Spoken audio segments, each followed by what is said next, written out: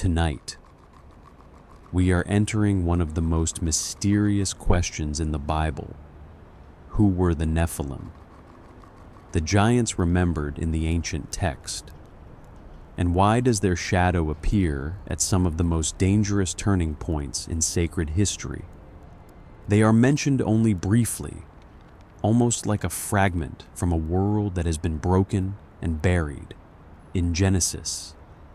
They appear before the Great Flood, in a time when violence was spreading across the earth and the boundary between heaven. Humanity, power, and corruption seemed to grow dark.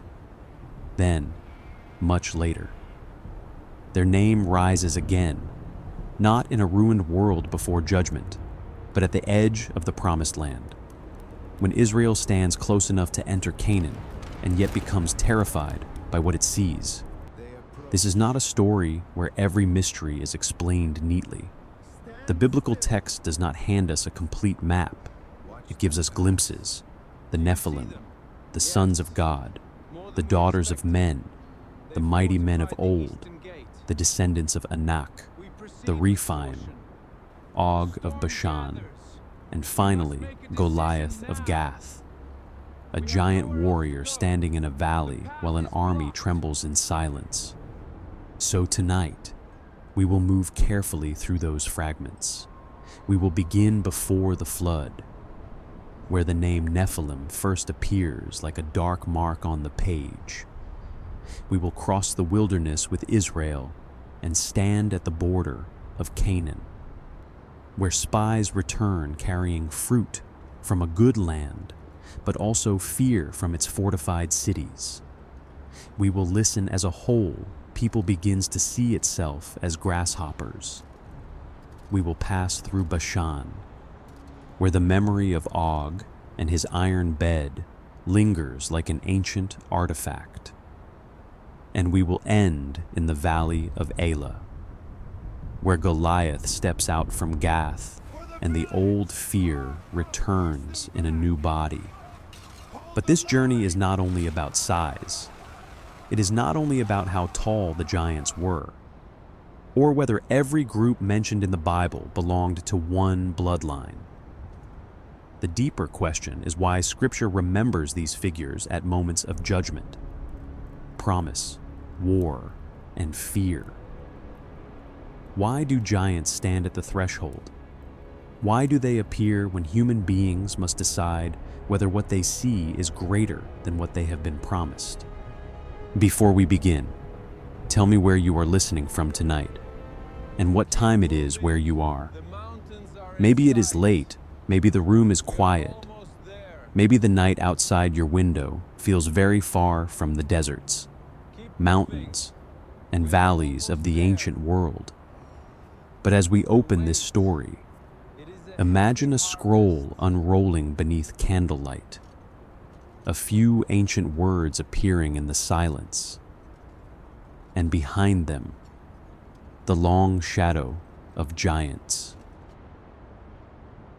Before the giants stood at the edge of Canaan, before Israel looked at fortified cities and called itself small, before Og of Bashan and before Goliath of Gath, there was a name written in the shadow of a much older world: Nephilim. The Bible does not introduce them with a long explanation. It does not stop to give their history, their origin, their number, their appearance, or the full meaning of their name. They appear in Genesis 6 like a fragment from a world already moving toward judgment. A dark sentence preserved from a time before the flood, and because the text says so little, the silence around them has become almost as powerful as the words themselves. The story begins in the earliest chapters of Genesis, when humanity has multiplied upon the face of the earth. The world is still young in the biblical narrative, but it is no longer innocent outside the Garden of Eden. Human life has already been marked by exile, labor, violence, and blood. Cain has killed Abel. Cities have begun to rise. Names and generations have passed across the page. The human story is expanding, but something within it is also darkening.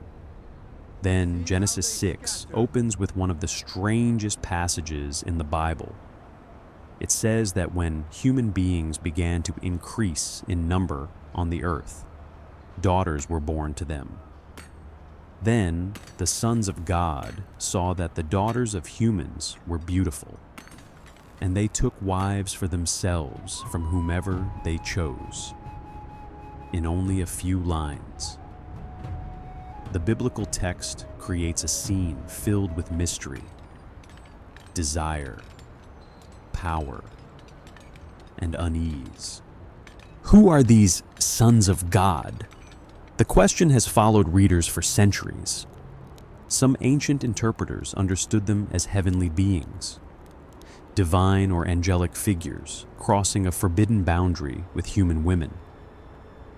Later, Jewish traditions would expand this into a dramatic story of watchers, forbidden knowledge, violence, corruption, and giants. Some Christian interpreters took a different path, understanding the sons of God as the line of Seth, the more faithful lineage, intermarrying with the line of Cain or with corrupt humanity. Others have seen them as ancient kings, warriors, or powerful rulers who took women by force or privilege, behaving like gods on earth. The biblical text itself does not pause to settle the debate for us. It gives the scene and then moves forward. That matters. For this story, we must be careful. We can recognize that later traditions imagined much more. We can recognize that scholars have debated the identities for generations. But we should not pretend that Genesis gives a full map when it gives only a shadowed doorway. Still, even a doorway can change the feeling of the whole story. The phrase "sons of God" carries a weight that ordinary language does not. The phrase "daughters of humans" makes the scene feel like a crossing between realms, or at least between kinds of power. The taking of wives from whomever they chose suggests not gentle romance, but selection, possession, and a world where strength may already be overriding restraint. In the background, something is happening to the human order, something the text does not slow down to explain, but places near the beginning of the road to the flood. Then the name appears. The Nephilim were on the earth in those days, and also afterward. The line is brief, but it opens like a crack in the ground. Nephilim were there, the text says, in those days, and also afterward. They are connected in the same breath with the mysterious unions, with the ancient mighty ones, with men of renown. But the relationship is not explained with the kind of precision modern readers often want. Are they the offspring of the sons of God and the daughters of humans? Are they already present in the land during that time? Are they warriors, giants, fallen ones, tyrants, or remembered heroes from an age of violence? Genesis lets the question remain alive. This is why the Nephilim have become one of the most haunting names in the Bible. They stand at the meeting point between text and silence. They are close enough to the story to feel important, but distant enough to resist control. They belong to a world before the flood, a world the Bible describes not with curiosity alone, but with sorrow and judgment. The verse continues by calling them the mighty men who were of old, men of renown. That phrase may sound glorious at first. Mighty men, men of name, figures remembered by power, reputation, and ancient fame. But in the atmosphere of Genesis 6, glory is not simple. The surrounding story does not celebrate the rise of a heroic age. It moves quickly toward the grief of God over human wickedness and the violence that fills the earth. This is one of the first tensions we must feel clearly. The Nephilim are not placed in a neutral encyclopedia entry. They are not introduced in a peaceful chapter about human achievement. Their name is preserved beside a world bending toward ruin. Whether we imagine them as giants, warriors, tyrants, or shadowed figures from a blurred age, the biblical setting makes their fame feel dangerous. In many ancient cultures, stories of mighty men and giant-like beings often stood near the edge between history and legend. Kings were remembered as larger than life. Warriors became symbols of impossible strength. Old enemies grew taller in memory. Heroes from the past seemed to belong to an age when the earth itself was closer to the divine and the terrifying.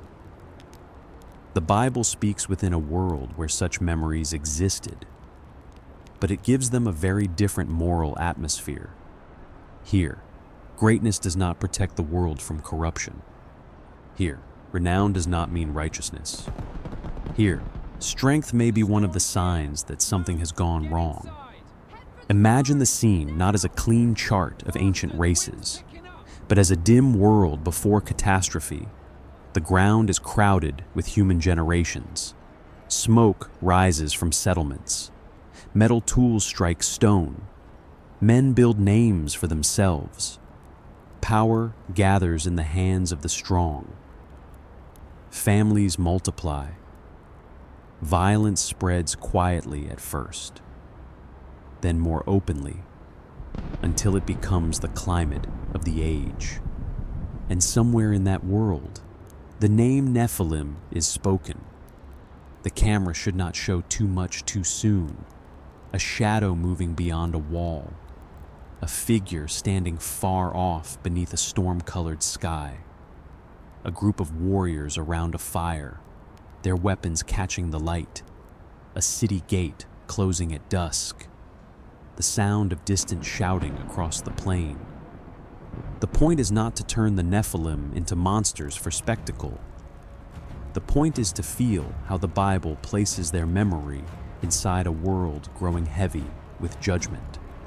After the mention of the Nephilim, Genesis gives us one of the most sorrowful lines in the early biblical story. The Lord sees that the wickedness of humanity is great in the earth, and that every inclination of the thoughts of the human heart is only evil continually. This is not a small failure. It is not a single crime. It is a whole direction of life, a world in which the inner life of human beings has become bent toward evil. Then the text says that the Lord regretted that he had made human beings on the earth, and his heart was deeply troubled. This is sacred language, not casual emotion. Genesis is not saying that God made a mistake in the human way. It is showing the grief of divine judgment, the sorrow of a creator looking upon a world that has turned violent. Before the flood becomes water, it becomes grief. Before judgment covers the earth. The text lets us feel the weight of what the earth has become. This is the world in which the Nephilim stand. That placement matters more than many theories about their height. Modern viewers often approach the Nephilim with one question first. Were they literal giants? How tall were they? Were they supernatural? Were they human? Were they a lost race? But Genesis seems less interested in satisfying curiosity than in creating dread. The Nephilim are part of the atmosphere of a world where the boundary between power and corruption has collapsed. The mystery is real, but the moral direction of the chapter is also real. the earth is filled with violence. That phrase becomes one of the clearest descriptions of the age. Violence does not only mean isolated fighting. It suggests a world where life has become unsafe, where power is used to wound, where the strong consume the weak, where human society has become a place of fear. In that setting, the memory of mighty ones and men of renown becomes darker. A famous name may not be a holy name. A strong body may not carry a righteous heart. This is one of the reasons the Nephilim can be so powerful in a cinematic Bible documentary. They do not have to be explained completely to matter. They matter because they stand at the edge of an ancient collapse. They are remembered in the same breath as strange unions, old renown, and the spread of wickedness. They feel like part of a world where greatness has become distorted.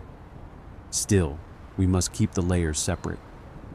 The biblical text says there were Nephilim on the earth in those days, and also afterward. It says they were associated with the mighty men of old, men of renown. It places them in the scene before the flood. It does not give their measurements.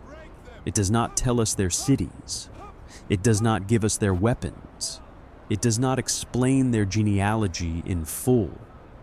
Later tradition would imagine more. In some Jewish writings from the period after the Hebrew Bible took shape, the story becomes much larger. Heavenly watchers descend. They take human women. Giants are born. Forbidden knowledge spreads among humanity. Violence and corruption grow until judgment becomes inevitable. These traditions show how deeply Genesis 6 stirred the imagination of ancient readers. They tried to fill the silence with a fuller story of cosmic rebellion and earthly ruin. But those traditions are not the same as the Genesis text itself for this documentary. That distinction matters.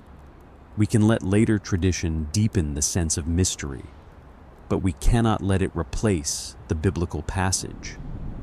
The Bible gives us a narrower, more restrained, and perhaps more haunting version. It does not explain everything. It gives enough to unsettle us, then moves toward Noah, and Noah changes the frame. Against the violent world of Genesis 6, Noah appears as a different kind of human being. The text says Noah found favor in the eyes of the Lord. It says he was righteous, blameless among the people of his time, and that he walked with God. Those words do not mean Noah lived in a gentle world. They mean his obedience stood in contrast to the world around him. This contrast is essential. If the Nephilim and the mighty ones represent one kind of ancient renown, Noah represents something quieter. He is not introduced as a warrior. He is not remembered for height, force, conquest, or fame. He is remembered because he walked with God when the earth around him was filled with corruption. In cinematic terms, the contrast is powerful. On one side, the earth is crowded with violence and old names of power. On the other, one man hears the command to build an ark. He stands not with a sword raised against the age, but with wood, measurements, obedience, and warning. The world celebrates strength, but the story preserves faithfulness. The Nephilim are mighty men of old. Noah is a man who listens. That difference quietly prepares the entire documentary, again and again. The Bible will place human beings before something larger than themselves. Sometimes it will be a flood, sometimes a fortified land, sometimes a giant king, sometimes a warrior from Gath. The question will not only be what stands before them, but what kind of sight they carry inside them. Do they see only size, force, and fear? Or do they remember the word that called them forward? In Genesis 6, the danger is not yet Canaan. It is not yet a battlefield. It is the condition of the whole earth. God tells Noah that the end of all flesh has come before him because the earth is filled with violence. He commands Noah to build an ark of gopher wood with rooms, measurements, and a covering. The details slow the story down.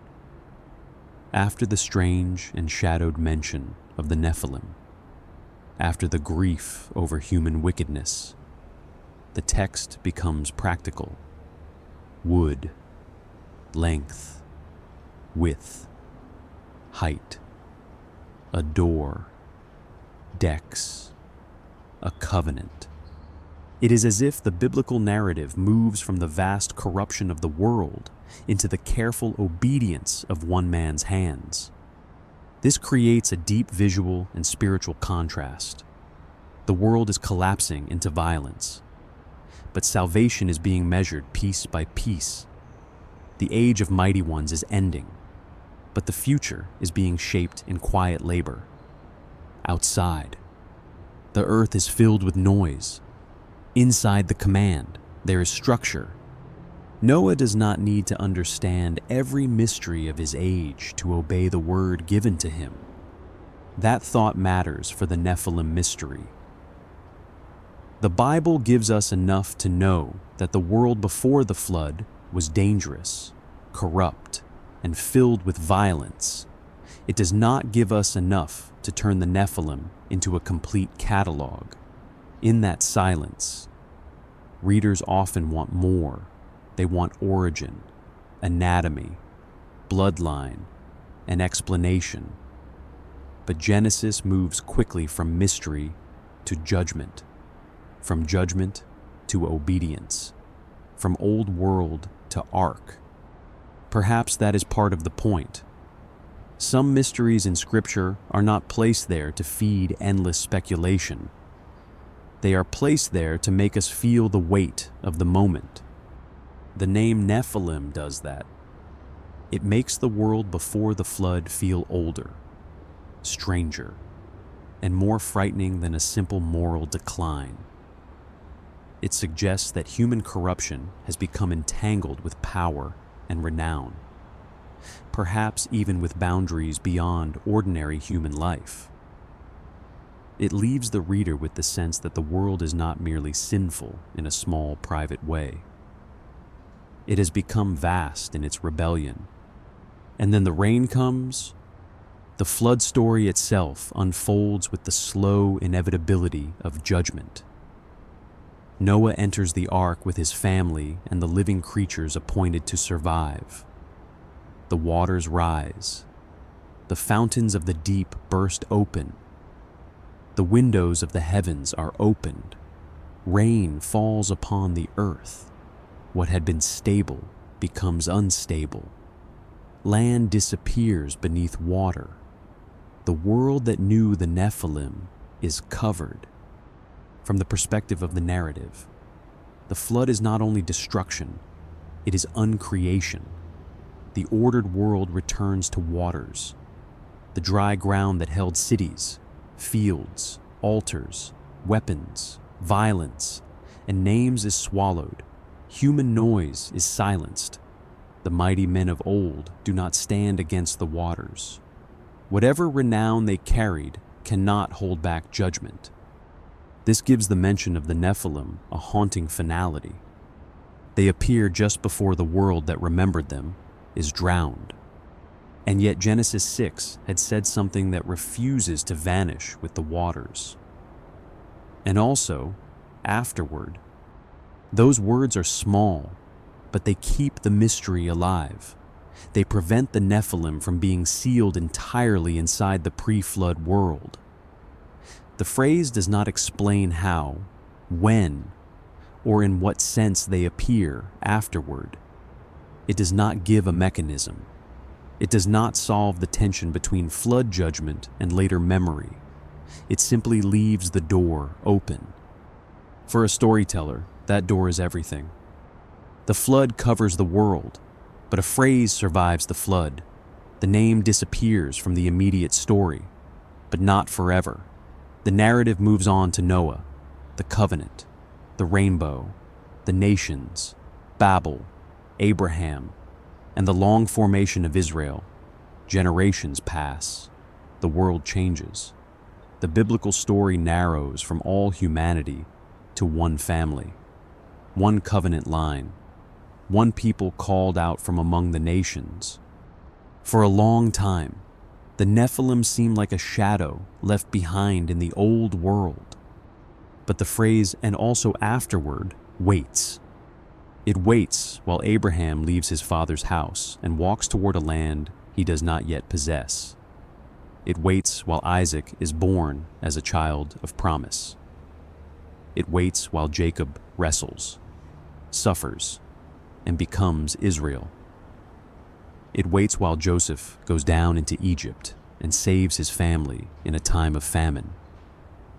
It waits while Israel grows numerous in Egypt, then is enslaved, then cries out beneath oppression.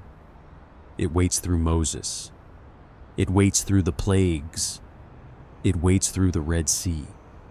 It waits through the wilderness, through manna, fire, cloud, law, rebellion, and mercy. Then, after all those generations, Israel stands at the edge of Canaan. The land promised to Abraham is no longer only a word spoken beneath ancient stars.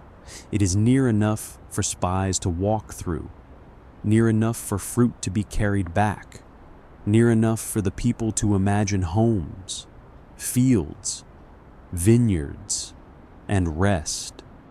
And there, at the edge of promise, the old name returns. This is why the Nephilim mystery cannot remain only in Genesis 6. If their name appeared before the flood and then disappeared forever, the story would be strange enough. But the biblical narrative brings the name back at one of Israel's most fragile moments, when the people must decide whether to enter the land God has promised or retreat into the fear they know. The return of the name changes everything. It means the Nephilim are not only a memory from the world before judgment. They become part of the language of fear at the border of inheritance. The same name that once stood near the collapse of the ancient world now stands near the collapse of Israel's courage. This is the bridge between the first chapter of our journey and the next. Genesis gives us the name before the flood. It places that name in the darkness of a violent earth, beneath the sorrow of God and before the waters of judgment. But Numbers will show us the name after the flood, after Egypt, after deliverance, after the wilderness has brought Israel to the edge of what was promised. There, the Nephilim will not appear first as visible figures walking toward the camera. They will appear in a report. They will appear in words spoken by frightened men. They will appear beside fortified cities, descendants of ANAK, and a land that is both fruitful and terrifying. That is where the mystery becomes more dangerous, because a giant seen from far away may be frightening, but a giant carried inside the imagination of a whole people can change the course of history. The Nephilim began for us as a name before the flood. Next, that name will return in the mouths of spies, at the border of a land flowing with promise. And Israel will have to decide whether the shadow of giants is greater than the God who brought them there. The name that first appeared before the flood returns in a very different landscape. Not in the old world of Genesis, where the earth was filled with violence and the waters of judgment were still waiting in the distance. not in the dim age before Noah, where the Nephilim stood like a fragment from a world already bending toward ruin. This time, the name returns after deliverance, after slavery, after plagues, after the Red Sea, after the wilderness road has brought Israel to the edge of a land promised long ago. The setting is Canaan. For generations, Canaan had lived inside Israel's memory as more than geography. It was the land spoken to Abraham beneath ancient skies, the land promised to his descendants before those descendants had become a nation, before Egypt, before bondage, before Moses stood before Pharaoh. It was a land carried in story, in covenant, in longing, and in the stubborn hope that slavery would not be the final shape of Israel's life. Now, for the first time, it is no longer only a promise. It is near. The people have come to the wilderness of Paran. The desert stretches behind them with its hunger, thirst, complaints, and signs of mercy. Egypt is no longer the house that holds them, but it still lives in memory, in fear, in habit, in the way a freed people can still think like captives. Ahead lies a land they have not yet entered, a land known by word, but not yet by touch. At this moment, the Lord tells Moses to send men to explore the land of Canaan, the land being given to the Israelites. One man is chosen from each ancestral tribe, leaders among the people. 12 men will go ahead, not as conquerors, not yet as settlers, but as eyes. They will cross the border before the nation does. They will see the hills, the towns, the fields, the people, the strength of the land, and the strength of those who live in it. This is a simple mission on the surface, but beneath it, the whole story trembles. Because seeing is never neutral in the Bible. What the spies see will matter, but how they interpret what they see will matter even more. The land can be good and frightening at the same time. The fruit can be real, and the walls can be real. The promise can be true, and the danger can be visible.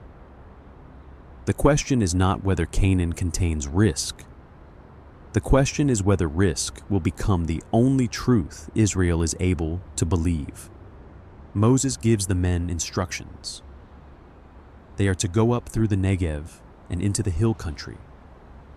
They are to see what the land is like, whether the people who live there are strong or weak, few or many. They are to see whether the land is good or bad, whether the towns are unwalled or fortified, whether the soil is rich or poor, whether there are trees, and they are to bring back some of the fruit of the land. This last command matters. Fruit is not a military report. Fruit is not a wall, a weapon, or a threat. Fruit is evidence of promise made visible. A land flowing with milk and honey must become something the people can see, smell, touch, and taste. The spies are not only going to measure danger, they are going to bring back proof that the land is not an illusion. So the 12 men go.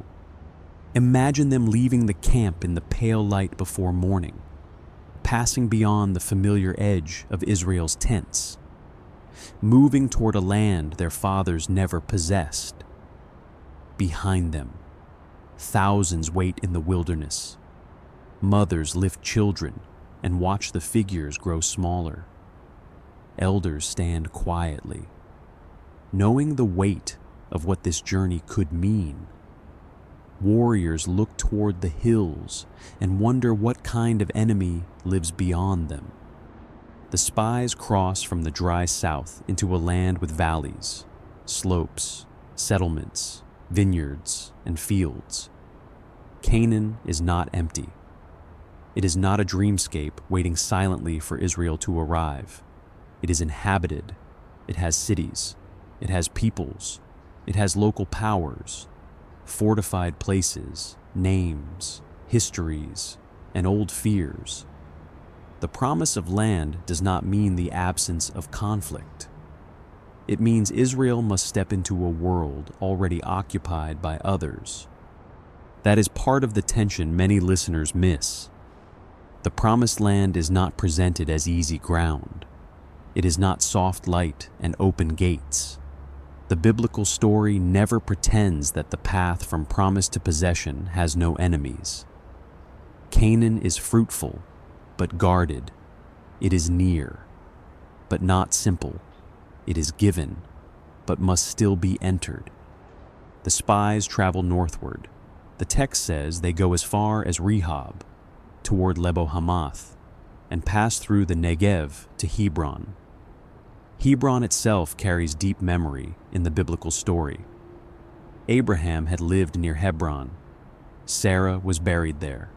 The cave of Machpelah, the burial place of the patriarchs and matriarchs, tied the land to ancestral promise and death. To walk near Hebron was not merely to inspect territory. It was to step near the bones of the promise itself. But Hebron also carries another memory. There, the spies see Ahiman, Sheshai, and Talmai, descendants of Anak. The Anakim enter the story not first through battle, but through sight. They stand in the land as figures of height, strength, and fear. The text does not pause to describe every physical feature. It does not paint them as monsters. It simply names them as descendants of Anak. And later, the spies will make clear what that name did to their imagination. For now, the journey continues. The spies come to the valley of Eshcol.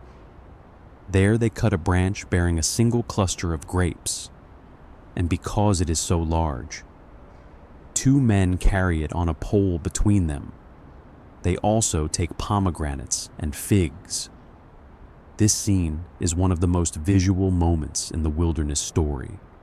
After dust, manna, hunger, and waiting, the spies return with a cluster of fruit so heavy it must be carried like a treasure. The land is not empty promise. It grows. It gives. It is fertile enough for the wilderness camp to see with its own eyes that what had been spoken is not fantasy. A cluster of grapes crosses the desert like a sign. It is a piece of Canaan carried back into the place of waiting. The people do not have to imagine the fruit anymore.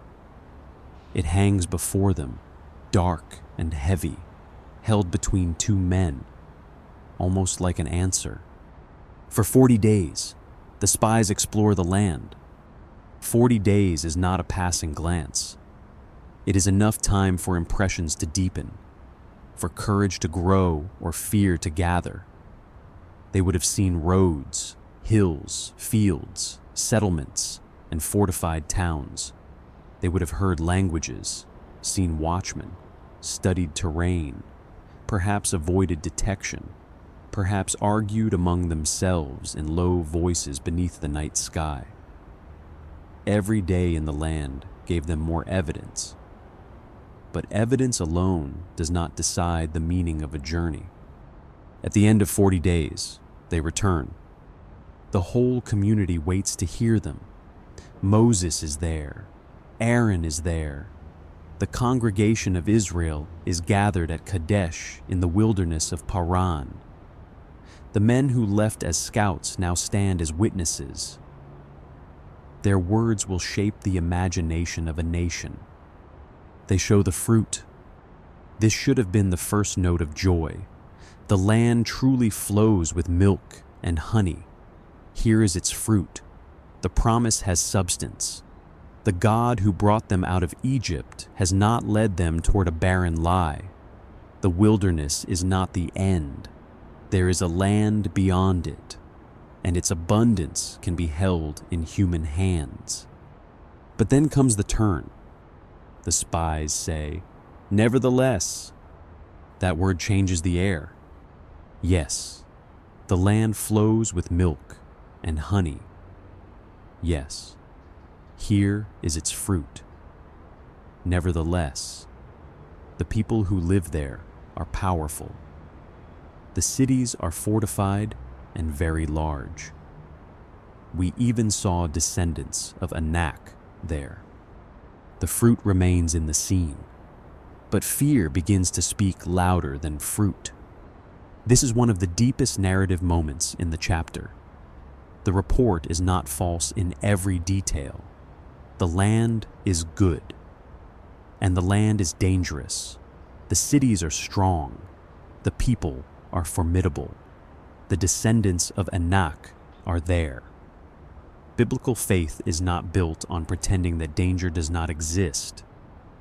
The problem is not that the spies saw enemies. The problem is that the enemies began to define the whole meaning of the promise. Their report becomes a divided vision. On one side, abundance. On the other, threat. On one side, the fruit of Canaan. On the other, the fortified cities. On one side, the memory of God's promise. On the other, the sight of Anak's descendants. For a moment, the people stand between two interpretations of the same land. Then Caleb speaks. Caleb quiets the people before Moses and says they should go up and take possession of the land, because they can certainly do it. His words are not long. They are not decorated with explanation. He does not deny the cities. He does not deny the people. He does not deny the Anakim.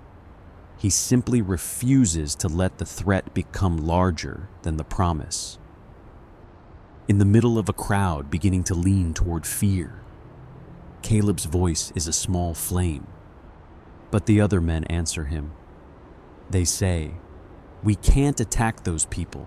They are stronger than we are." The shift is immediate and devastating. What began as a report becomes a verdict. The spies are no longer only describing what they saw. They are deciding what Israel cannot do. The land has moved from promise to impossibility. The enemy has moved from strong to stronger than us. The border has become a wall inside the imagination. Then the report darkens further.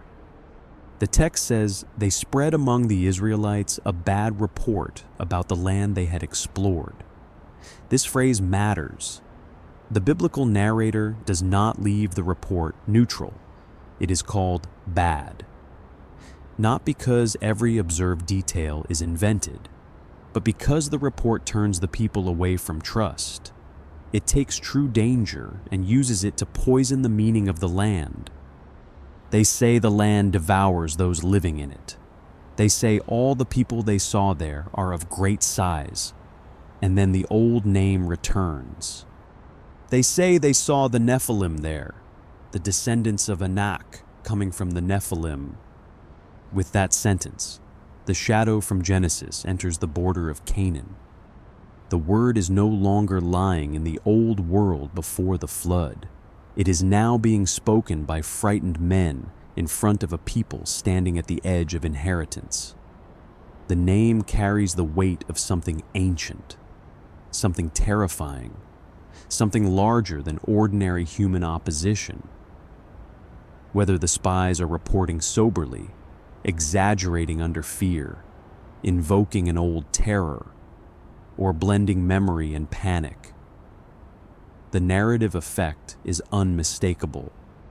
The land suddenly feels haunted, not merely occupied, haunted. The descendants of ANAK are no longer just strong inhabitants.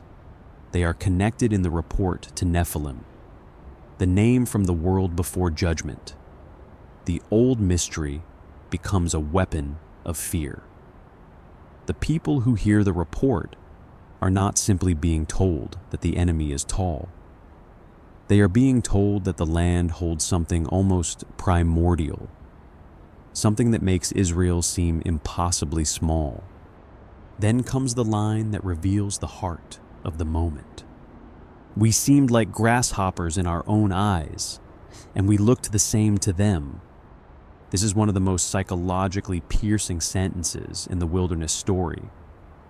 The spies do not only describe the size of the Anakim or the Nephilim, they describe themselves.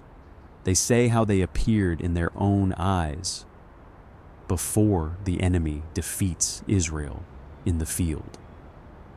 Israel is diminished in its own imagination. We were grasshoppers, small, crushable, insignificant, almost nothing. The statement even goes one step further, and we looked the same to them. The spies claim to know how the people of the land saw them, but the text gives us no scene in which the Anakim speak these words. This is fear projecting itself outward. The men who feel small begin to imagine that everyone else sees them as small too. Their inner collapse becomes, in their minds, the world's judgment of them. This is where the giants become more than bodies. They become a mirror. The biblical story does not require us to deny that the inhabitants were formidable. It does not require us to soften the danger, but it shows that fear can reshape reality. The same land can hold fruit and threat, promise and walls, abundance and enemies. What fear does is choose one side and make it everything. The cluster of grapes is still there, but the people are no longer looking at the grapes. They are looking at giants. Imagine the camp as the report spreads. The sun has begun to lower over the wilderness. Dust hangs near the ground. The fruit from Canaan rests where everyone can see it. But conversations move from tent to tent, from family to family, from tribe to tribe. Voices grow tense. Children hear adults speak in fear. Men who had imagined land now imagine death. Women who had hoped for rest now hear that the land devours its inhabitants. The promise begins to change shape in their minds. A few hours earlier, Canaan may have sounded like home. Now it sounds like a grave. This is the power of a bad report. It does not merely inform, it infects. It gives fear a language. And once fear has language, it can move through a community faster than courage. It can take a true detail, such as fortified cities, and attach it to a conclusion: we cannot go. It can take a visible enemy and attach it to an identity: we are grasshoppers. It can take an ancient name and turn it into a shadow across the future. The Nephilim return here not as a fully explained people, but as a force inside the story. The text does not take us aside to resolve every historical and theological question. It does not say, here is exactly how the Nephilim relate to the Anakim. It does not explain how a name from before the flood is functioning after the flood. It lets the report stand in its narrative context. The words of men who have seen the land and are afraid. That context is essential. We should not speak as though the narrator has given us a clean, detached catalog of giant ancestry. The phrase appears inside a fearful report, one that the story itself calls bad. At the same time, we should not treat it as meaningless. The report reveals what the spies believed, feared, or wanted the people to feel. It shows that the name Nephilim had the power to make the land seem not merely dangerous, but overwhelming. In this way, the mystery deepens. rather than closes. Genesis left us with a name before the flood. Numbers gives us that name again. But now, in the mouth of fear, the Bible does not let the Nephilim become a tidy answer. Instead, it lets them become part of a crisis of sight. What is true? What is exaggerated? What is remembered? What is feared? What does Israel see? And what does Israel forget while seeing? Because Israel has seen much before this moment. They have seen the Nile turn to blood. They have seen Egypt shaken by plagues. They have seen Pharaoh's power broken. They have seen the sea open before them and close behind them. They have seen bread appear in the wilderness and water come from rock. They have seen fire by night and cloud by day. The entire journey to Canaan has been built on signs that Israel is not alone. And yet, at the border, the sight of giants begins to outweigh the memory of deliverance. This is the hidden tragedy of the chapter. The people are not standing at the beginning of faith, with no story behind them.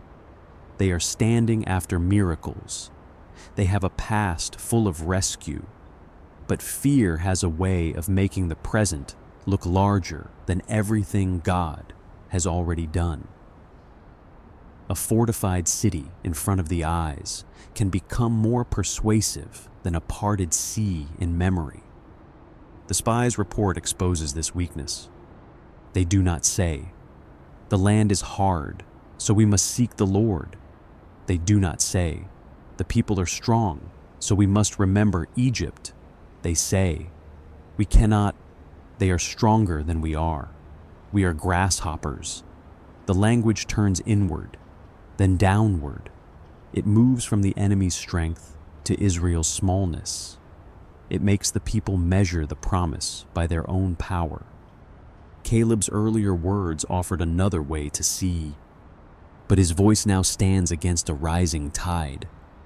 What makes this moment so cinematic is not only the presence of giants, but the contrast of images.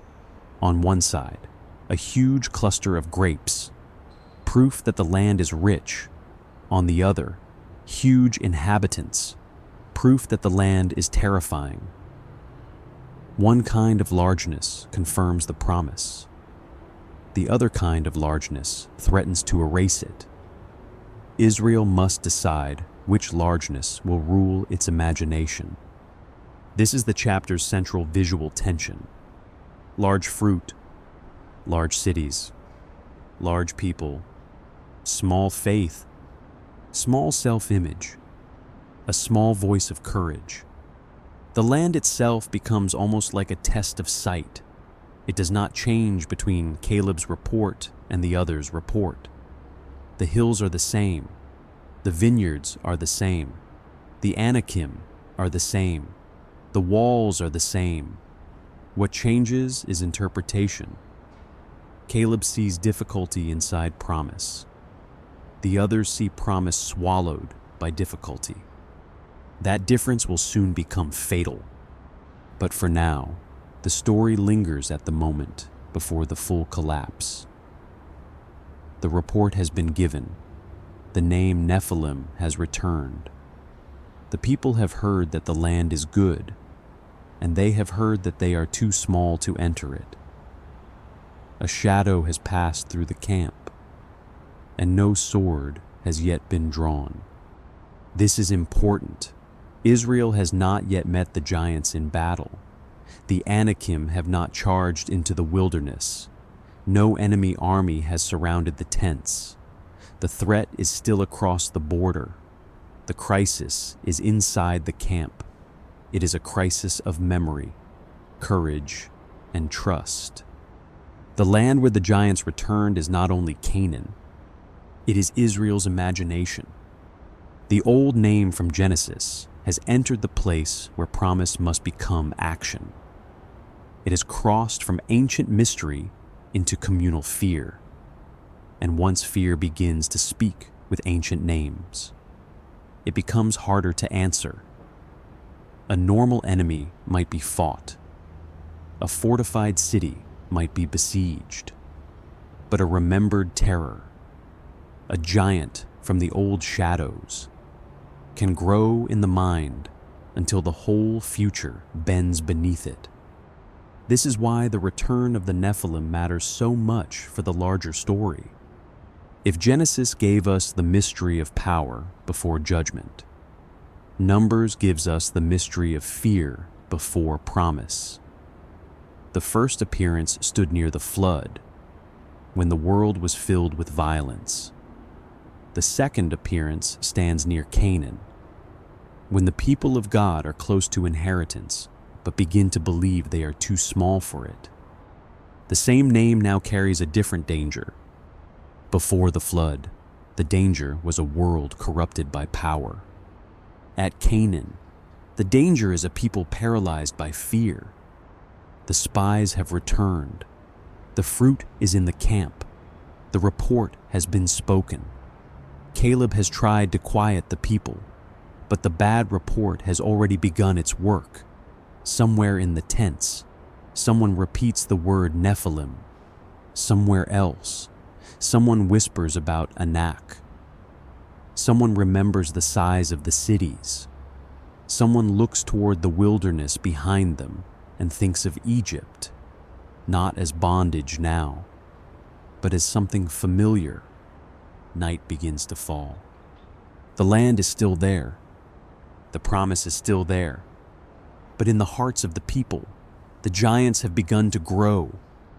And what happens next will show that the most dangerous thing at the border of Canaan is not only the height of the Anakim, not only the strength of fortified cities, and not only the old name Nephilim rising from ancient memory.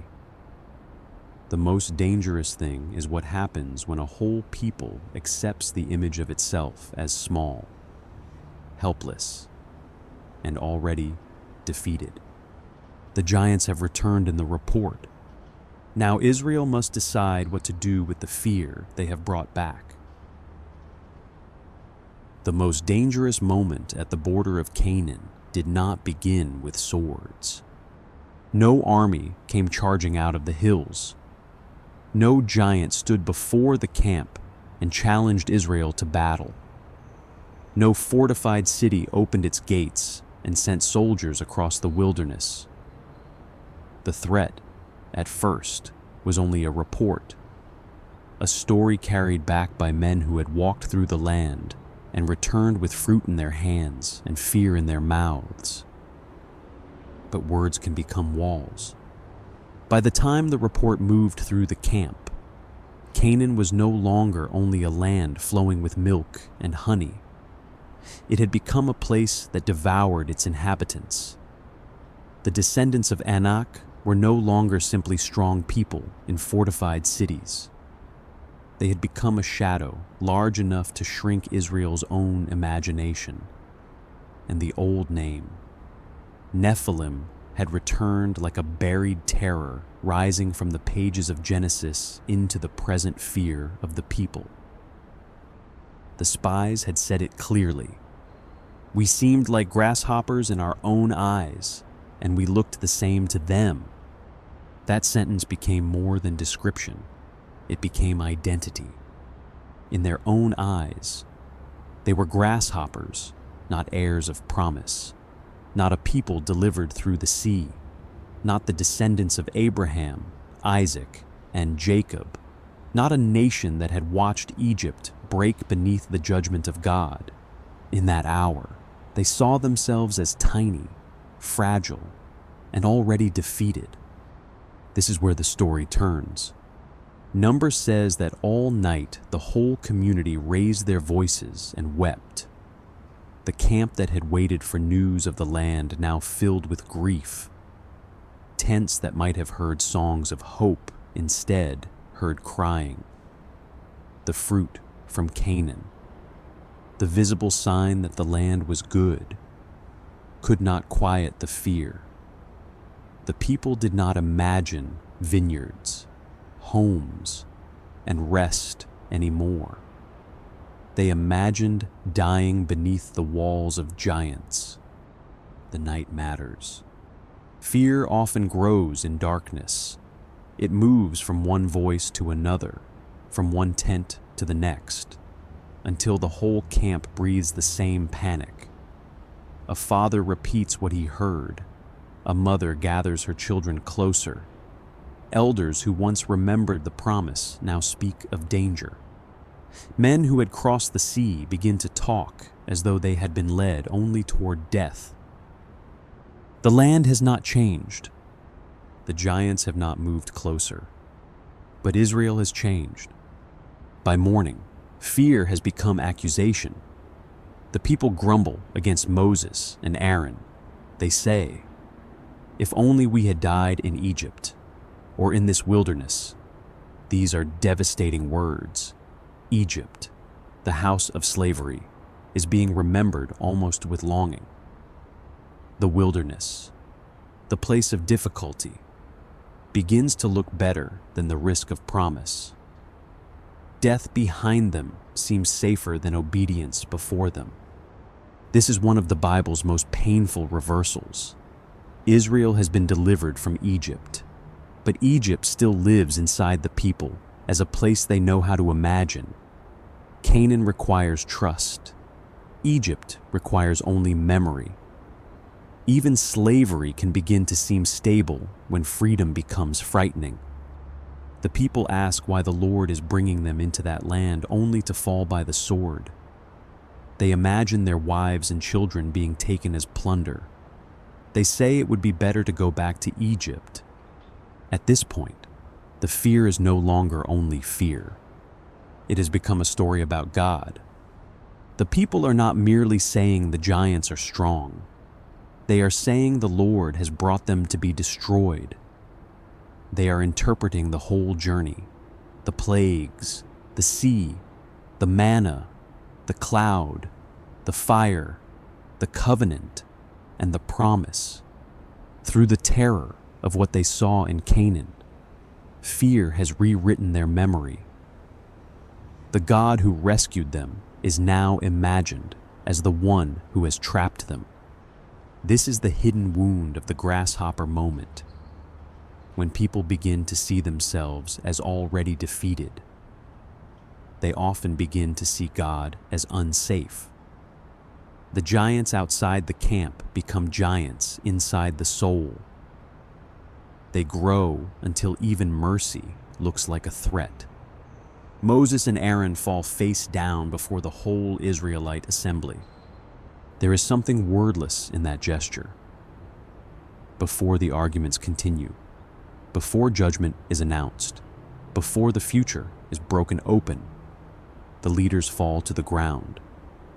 They are not standing above the people with cold authority. They collapse in intercession, grief, and alarm. They know the seriousness of what is happening. This is not ordinary complaint.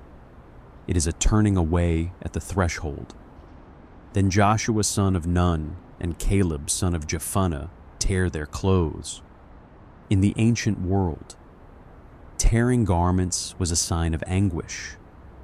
It made grief visible. Joshua and Caleb are not simply disagreeing with a strategy. They are grieving a spiritual catastrophe. They had seen the same land as the other spies. They had walked through the same valleys.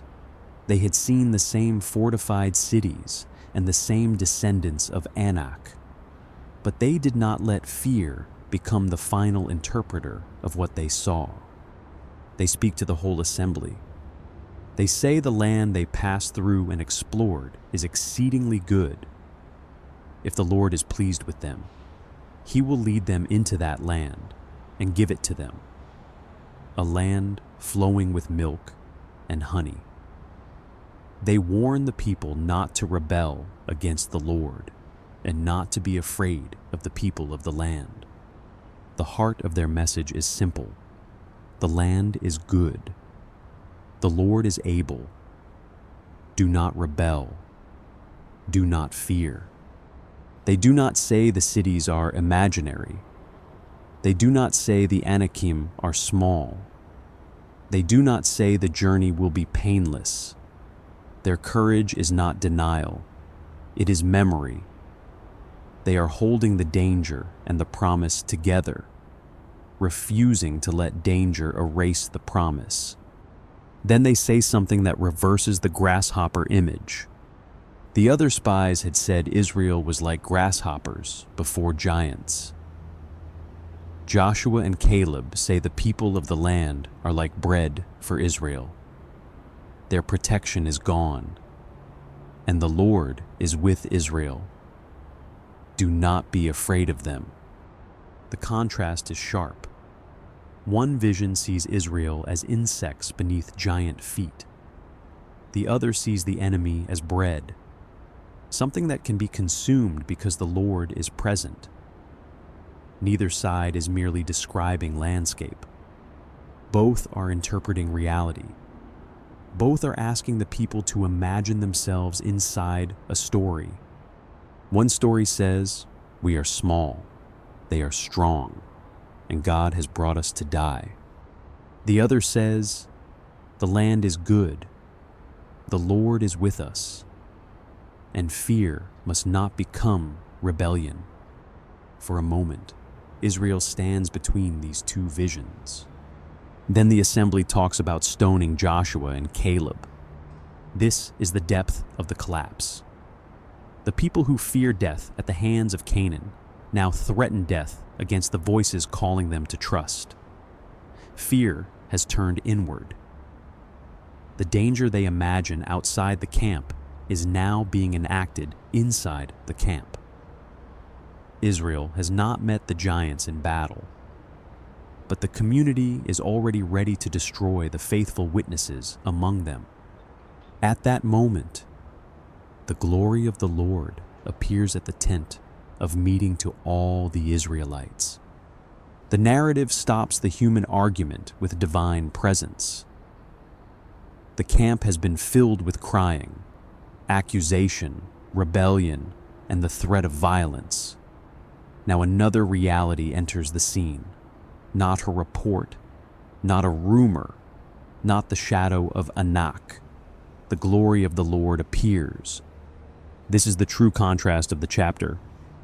The people are terrified by giants they have not fought, but the glory of the Lord, the presence that had led them from Egypt and through the wilderness, appears before them. The question becomes unbearable in its clarity. What is larger in Israel's imagination? The giants of Canaan, or the God who stands in their midst? The Lord speaks to Moses. The words are filled with grief and anger. How long will these people treat me with contempt? How long will they refuse to believe in me, in spite of all the signs I have performed among them? This question reaches backward through the whole Exodus story. In spite of all the signs, not one sign, not a vague rumor of help. Israel had seen repeated acts of deliverance. They had seen Egypt humbled. They had passed through the sea. They had eaten manna. They had been given water. They had watched the Lord's presence lead them day and night. The problem is not that they lack evidence. The problem is that fear has swallowed memory. The Lord says he will strike them down and make Moses into a greater and stronger nation. Once again, Moses stands in the breach. His intercession is one of the most important moments in the chapter. He does not defend Israel by pretending their rebellion is small. He does not say the people are innocent. Instead, he appeals to the name and character of the Lord. He speaks of how Egypt will hear, how the nations have heard that the Lord is with this people, how the Lord has been seen face to face, how the cloud stands over them, how he goes before them in cloud by day and fire by night. Moses understands that Israel's failure is not only about Israel, The nations are watching the meaning of the Exodus. If Israel dies in the wilderness, the nations may say that the Lord was not able to bring this people into the land he promised. Moses pleads not on the basis of Israel's strength, but on the basis of God's reputation, mercy, and faithfulness. He recalls the words that the Lord is slow to anger, abounding in love, forgiving sin and rebellion, yet not leaving the guilty unpunished. This intercession holds together mercy and judgment. Moses asks the Lord to forgive the sin of the people, just as he has pardoned them from Egypt until now. The prayer does not erase the seriousness of the rebellion. It asks that judgment not become total destruction. It stands between a guilty people and the fullness of what they deserve. The Lord answers, "I have forgiven them, as you asked." But forgiveness does not mean there will be no consequence. This is one of the hardest truths in the wilderness story. Mercy keeps Israel from being destroyed immediately. But the generation that refused to enter the land will not enter it. The Lord declares that not one of those who saw his glory and the signs performed in Egypt and in the wilderness, yet disobeyed and tested him again and again, will see the land promised to their ancestors, Caleb, because he has a different spirit and follows fully, will be brought into the land. The promise continues, but the generation at the border loses its place inside it. This is what makes chapter 3 the turning point of the entire documentary. The giants do not defeat Israel on a battlefield. Israel is not crushed beneath Anakite weapons. The people are not driven back by the walls of Hebron. Instead, they turn back before entering. They accept a grasshopper identity, and that identity becomes a wilderness sentence. The Lord tells them that their children, the very children they feared would be taken as plunder, will be brought into the land. But the adults who complained will fall in the wilderness for 40 years, 1 year for each of the 40 days the land was explored. The people will bear the consequence of their rebellion. 40 days of sight become 40 years of wandering. This is a devastating transformation. The spies' journey had been temporary. The consequence becomes generational. The land was near enough to enter, but now the road bends away. The border that could have become a doorway becomes a wound in Israel's memory. Imagine the camera pulling away from Kadesh. The camp remains, but the future has changed. The hills of Canaan still rise in the distance. The fruit has been tasted. The land has been seen. But the people who saw it with fear will not inherit it. The wilderness, which should have been a passage, becomes a graveyard stretched across decades. This is not a sudden dramatic battle. It is slower and more haunting. A generation will age beneath the sun. Tents will be folded and raised again. Children will grow up hearing the story of the day their parents stood at the border and refused to go in. Graves will appear in the sand. The cloud will still lead. Manna will still fall. The covenant story will not end, but it will carry the ache of lost time. That ache is part of the Bible's honesty. The Lord does not abandon the promise to Abraham. He does not erase Israel from the story, but the people's fear has real historical weight. Their refusal becomes part of their journey. The wilderness is no longer only a road between Egypt and Canaan. It becomes the place where unbelief spends itself across 40 years. The grasshopper image now becomes tragic in a deeper way. The people saw themselves as small before giants, but the consequence shows that their real smallness was not physical.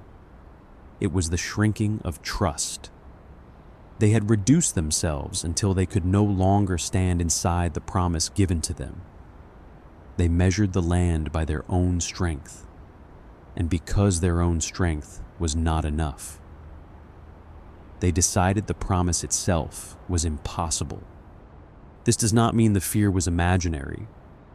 The Bible is not mocking frightened people as though Canaan had no danger. The cities were fortified. The inhabitants were strong. The descendants of Anak were intimidating. A people just recently freed from slavery would naturally tremble before established powers. The emotional realism of the story matters. Israel's fear is understandable, but the narrative asks whether understandable fear must become final truth. That is where the spiritual conflict lives. Fear can be human without becoming sovereign. Danger can be real without becoming ultimate. The presence of giants does not cancel the presence of God. Yet at Kadesh, Israel lets fear sit on the throne of interpretation. They believe the report of danger more deeply than the memory of deliverance. This is why the old name Nephilim matters in the scene. When the spies invoke it, they do more than describe height. They summon a larger atmosphere of dread. They connect Canaan to an ancient terror, to the world before the flood, to beings and memories that the text itself leaves mysterious. Whether the connection is exact, exaggerated, or fear-shaped, it functions inside the story like a dark cloud crossing the camp. It makes the threat feel older than Israel, larger than Moses, and deeper than ordinary war. Fear often does this. It makes the present enemy seem eternal. It tells the people that what stands before them has always stood there and always will. It makes the walls look permanent. It makes the giant look like destiny. It turns the promise into a fragile word spoken against an ancient power. But the Bible's own story has already shown another truth. Egypt also seemed permanent. Pharaoh also seemed unmovable. The sea also seemed impossible. The wilderness also seemed unsurvivable. Again and again, Israel had stood before something too large for them, and again and again. The story had not depended on Israel being large enough. The Exodus was never a celebration of Israel's strength. It was the revelation of the Lord's power to save a people who could not save themselves. At Canaan, they forget the pattern. They look at the giants and return to arithmetic. Their number against our number, their height against our height, their walls against our weapons, their strength against our weakness. In that calculation, Israel loses before the battle begins, because they have removed the central actor from the equation. That is why Caleb and Joshua's words matter so much. They do not say Israel is naturally stronger. They say the Lord is with them. Their courage is not confidence in Israel's size. It is confidence in God's presence. They refuse the grasshopper identity because they refuse to measure the future without the one who promised it. Yet the people do not listen. The bad report wins the crowd, and the wilderness receives them again. There is a strange sorrow in the fact that the people get, in part, what they said. They said it would have been better to die in the wilderness. Now the wilderness will be the place where that generation dies. They feared their children would be lost in Canaan, but their children will be the ones brought in. Their own words become a kind of judgment over them. The story is not cruel for cruelty's sake. It is revealing the weight of speech, fear, and rebellion. The people have spoken a future of death over themselves, and the narrative lets that speech echo. They have refused the land, and so the land is withheld from them. They have chosen return in their hearts, and so the journey turns back. The next day, there is another tragic turn. When the people hear the judgment, they mourn bitterly. Then they decide to go up toward the hill country after all. They say they have sinned and will go to the place the Lord promised. But the timing has changed. Moses warns them not to go, because the Lord is not with them in that act. If they go, they will be defeated by their enemies, because they have turned away from the Lord. But they presume to go up anyway. The Ark of the Covenant of the Lord and Moses do not leave the camp. That detail is quiet but decisive. The visible symbol of God's covenant presence does not go with them. The leader does not go with them. Their movement looks like obedience, but it is not obedience. It is panic after judgment. It is an attempt to seize in their own strength what they refuse to receive by trust. They go up into the hill country, and the Amalekites and Canaanites who live there come down and defeat them. This failed attempt is a painful mirror of the earlier fear. When the Lord called them to go, they refused because they feared the people of the land. After the Lord said they would not enter, they tried to go without him and were struck down. In both cases, they are not listening. Fear and presumption are opposites on the surface, but both place human impulse above the word of God. This scene completes the tragedy at Kadesh. Israel first says, "We cannot go, though the Lord has promised." Then they say, "We will go, though the Lord has warned." In one moment, they shrink as grasshoppers. In the next, they rush forward without the presence that would have made courage faithful. The result is not possession, but defeat. And so the border closes, not forever, but for that generation. The wilderness opens again, wide and silent. The people must turn from the land they had seen. The promise remains ahead in history, but not for most of the adults who stood there that night. Their children will carry the story forward. Joshua and Caleb will remain as living witnesses to what could have been. But the camp now moves under the shadow of consequence. This is the center of the documentary because it shows what the giants truly did in Israel's story. They did not merely stand tall in Canaan. They exposed the crisis inside Israel. They revealed how quickly a delivered people could forget deliverance. They revealed how fear can turn promise into threat. They revealed how a name from ancient mystery could be used to make obedience feel impossible. They revealed that the deepest defeat can happen before the battlefield. In the moment, a people decides what story it will believe about itself. The grasshopper image remains because it is so painfully human. A person can stand before something great and feel small. A nation can stand before a future and feel unworthy of it.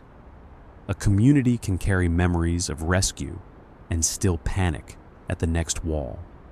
Fear does not always deny God with words. Sometimes it simply acts as if God is smaller than the danger. At Kadesh, Israel does not stop speaking the language of God completely. They still know his name, they still have Moses, they still have the ark, the tabernacle, the cloud, the memory of miracle, but in the decisive moment. The image that rules them is not the sea opening or the covenant given. It is the image of themselves as grasshoppers beneath giants. That image becomes a cage. For 40 years, the people will live inside the consequence of that night. The desert will teach what the border could not. A generation will pass away. Children will become adults. The names of the spies who spread the bad report will be remembered not as pioneers of promise, but as men whose words helped turn a nation back. And still, the story is not over. That is important. Judgment falls, but the promise does not die. The wilderness becomes long, but not endless. The giants remain in the land, but they do not own the final word. A new generation will one day stand where their parents stood. They will hear the old stories. They will inherit both the promise and the warning. And when they come again toward the land, they will still have to face shadows. Not only the shadow of Nephilim spoken by frightened spies, but the broader memory of peoples described as tall, strong, ancient, and difficult to displace. Rephaim, Emim, Zamzumim, Anakim, and one king east of the Jordan whose name will stand like a monument of giant memory, Og of Bashan. The grasshopper generation turned away. But the Bible will not let the question end there. If fear at Canaan made Israel small, then the next part of the story will show whether the promise can survive the long shadow of giants still left in the land. The wilderness did not erase the giants. For 40 years, the first generation of Israel walked beneath the consequence of fear. The men and women who had stood at the edge of Canaan and listened to the bad report did not enter the land they had seen from a distance. Their children grew up between memory and warning, hearing the story of grapes carried on a pole, cities too high to imagine, descendants of ANAK in the hills, and a people who had called themselves grasshoppers before the battle ever began. But time does not make every fear disappear. It can bury fear beneath routine. It can turn panic into story. It can make a wound feel old. Yet when the next generation comes near the land again, the old question remains: what will Israel do when the shadow returns? Will the children inherit the fear of their parents? Or will they walk through the very danger that once turned the camp back into the wilderness? This is where the story broadens. The Nephilim themselves remain mysterious. The biblical text does not give us a simple family tree that runs cleanly from Genesis to every giant-like figure in Israel's later history. We must be careful here. It would be easy to say that every tall warrior, every ancient people, every frightening king, and every great enemy belong to one hidden bloodline. But the Bible does not speak with that kind of modern certainty.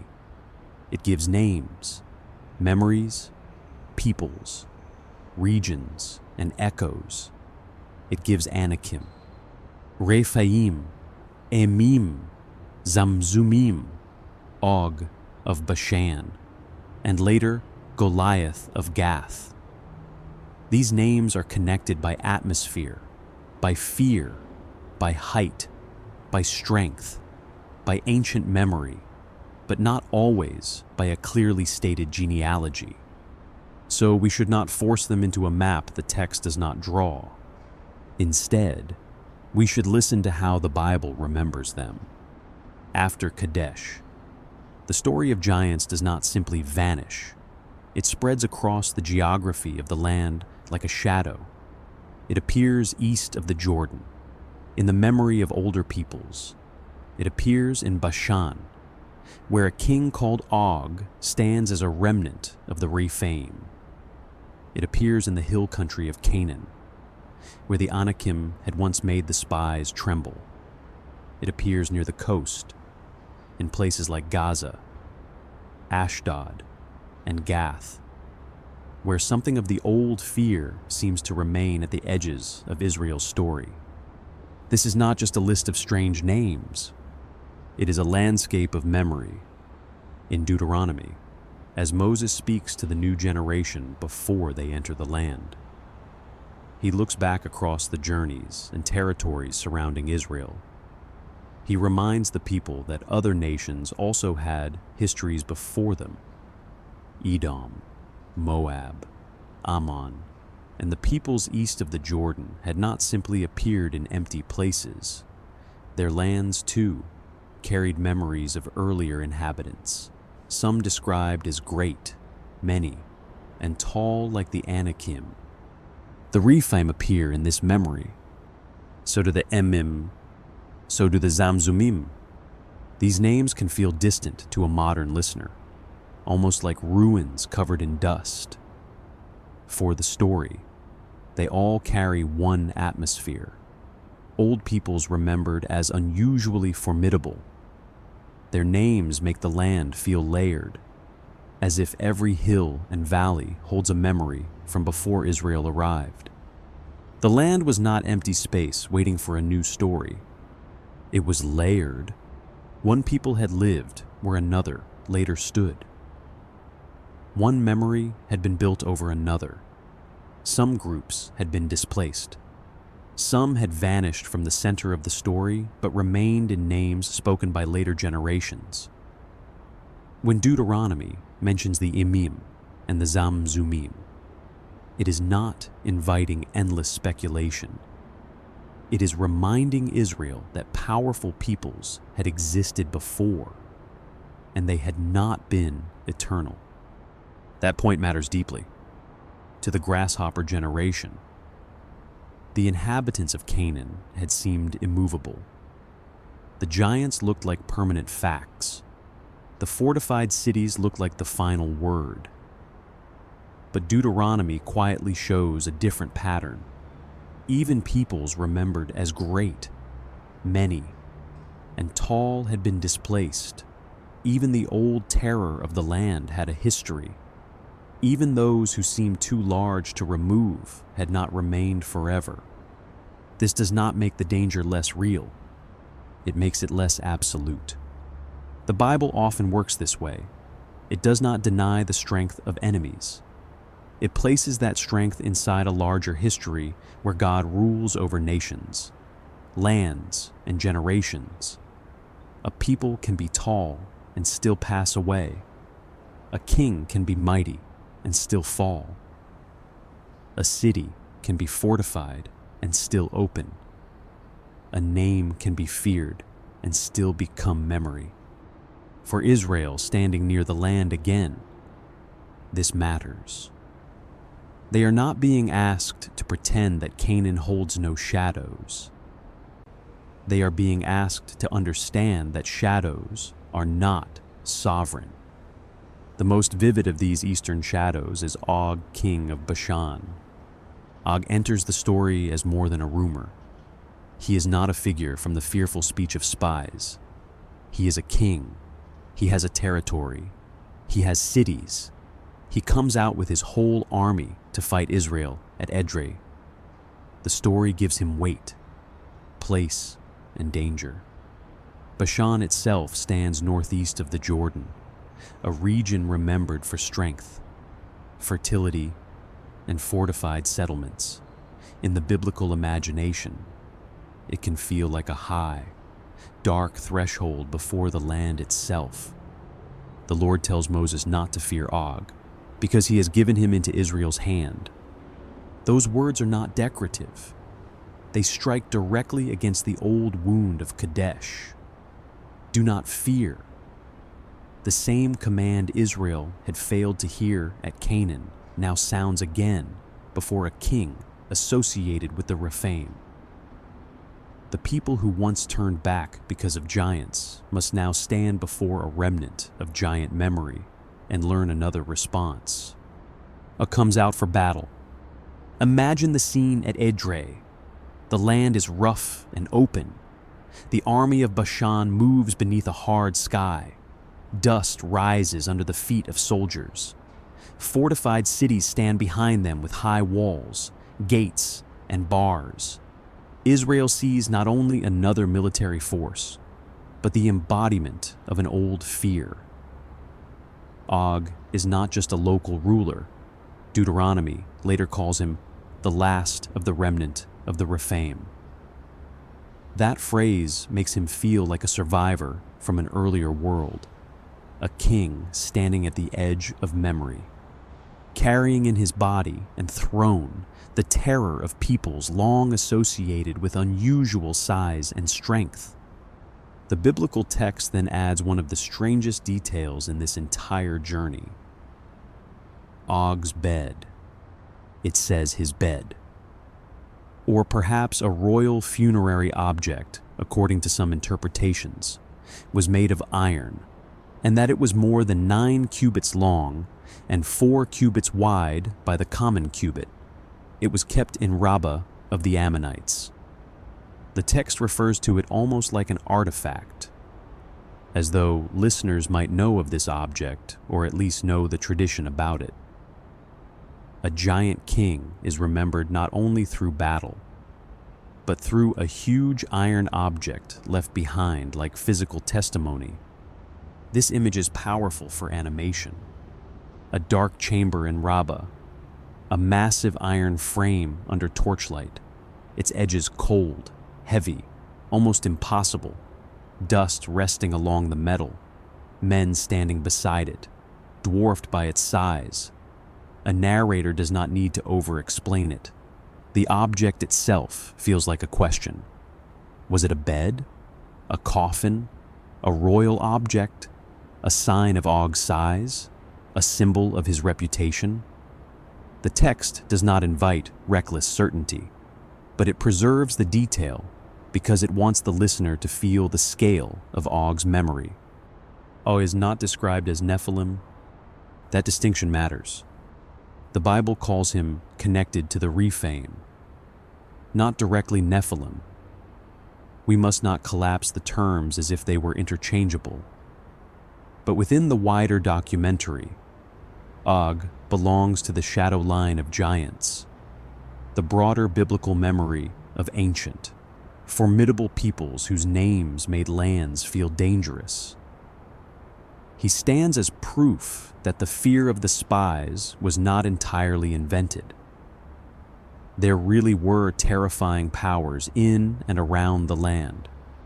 There really were kings and peoples that could make Israel tremble. But Og also proves that fear did not have to decide the story. Israel defeats him. The battle itself is not narrated with long military detail. The text moves with the confidence of summary. Israel strikes Og, his sons, and his whole army until no survivor remains. They take possession of his land, the fortified cities of Bashan, with high walls, gates, and bars, fall into Israel's hands. What once would have sounded impossible at Kadesh now happens east of the Jordan. This is not because Israel has become naturally mighty. It is because the narrative has returned to the truth the grasshopper generation forgot. The battle belongs inside the promise and command of God. Og is strong, but not ultimate. Bashan is fortified, but not unreachable. The Rephaim memory is ancient, but not eternal. The defeat of Og becomes a reversal of Kadesh. At Kadesh, the people saw giants and refused to enter. At Bashan, Israel faces a king from the remnant of Rephaim and moves forward. At Kadesh, they imagine themselves as grasshoppers. At Bashan, they learn that even a giant king can fall. At Kadesh, the shadow of giants closed the future. At Bashan, that shadow begins to break. But the story does not become simple triumph. The Bible does not let us imagine that one victory removes every shadow. After Og, there is still Canaan. After Bashan, there is still the Jordan. After one giant king falls, the memory of Anak still waits in the hill country. The old fear has been challenged, but not erased. That is important for pacing. A victory too complete would flatten the story. Instead, Scripture keeps the tension alive. Israel has seen that the impossible can fall, but they still have to enter the land. They still have to inhabit the promise. They still have to face cities, peoples, alliances, and old names. The next major layer of this shadow belongs to the Anakim. The Anakim were the ones who had frightened the spies so deeply. Their name had been linked to the Nephilim in the bad report. They were seen near Hebron. Their presence helped turn the land from inheritance into terror in the mind of Israel. For 40 years, the memory of Anak hung over the wilderness generation like an unfinished sentence. In the book of Joshua, that sentence begins to change. Joshua leads Israel across the Jordan, the river parts, and the new generation enters the land their parents feared. Jericho falls, battles unfold, territories are taken. The land is not possessed all at once in every detail, but the story shows Israel moving into the promise that had once seemed impossible. Then Joshua turns against the Anakim. The text says Joshua came at that time and cut off the Anakim from the hill country, from Hebron, Debir, Anab, and from all the hill country of Judah and Israel. He devoted them to destruction with their cities. The places matter. Hebron especially matters because it was the place where the spies had seen Ahiman, Sheshai, and Talmai, descendants of Anak. The old fear is no longer only remembered. It is confronted in the same landscape where it once grew. This is another powerful cinematic reversal.